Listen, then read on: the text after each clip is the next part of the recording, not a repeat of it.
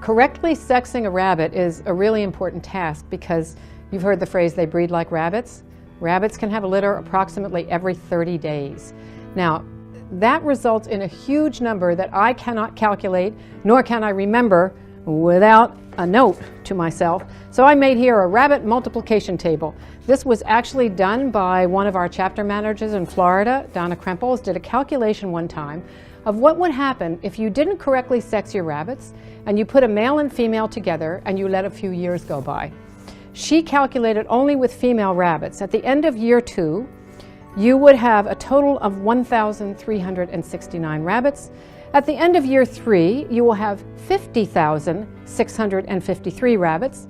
At the end of year 4, you will have 1,872,792 rabbits. I could go on and on. She calculated up many years past this, but that will give you a good enough idea of what happens if you don't sex your rabbits correctly.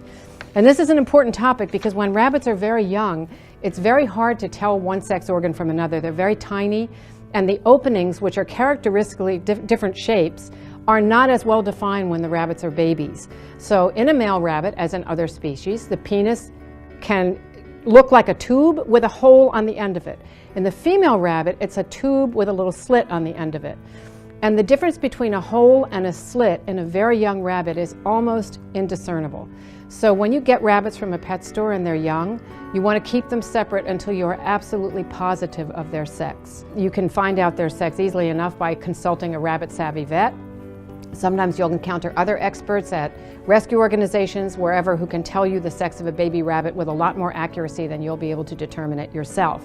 But meanwhile, we have here Loretta and Finuccio, and we're going to talk about how to sex a rabbit that's an adult already. Needless to say, an adult male rabbit will have testicles, and they're not subtle. They're about the size of cashew nuts, actually, no pun intended. But they're the size of cashew nuts on either side of the genital opening, and they're easy to see if they happen to be outside the body.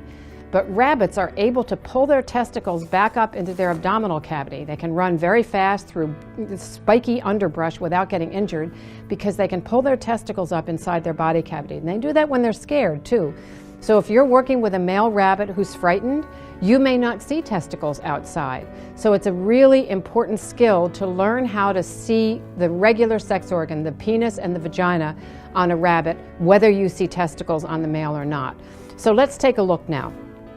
We have a little male here, and these rabbits are both spayed and neutered, so we are not going to see testicles here, but we are going to see the normal, ordinary sex organs.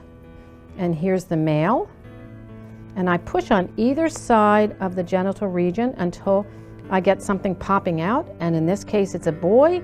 You see it's clearly a tube with a little hole in the end of it. It's tiny, and you can see that if it's this tiny in an adult rabbit, you can imagine in a younger rabbit how tiny it is. I'm sorry to invade your personal space. I'm so sorry. May I look at yours now? What a good rabbit. What a good bunny you are. What a good bunny. So, we're now going to look at a female, Loretta. I'm going to pick her up. I'm sorry to be so personal, but we need your help. We need your help. I'm going to sit her up. I'm going to push on either side of the genital opening to make the organ pop out, and there it is. And you will see that this is a pink tube with a little slit on the end of it instead of a hole. And that's a typical mature female sex organ. So here we have a happily married couple who have committed to never have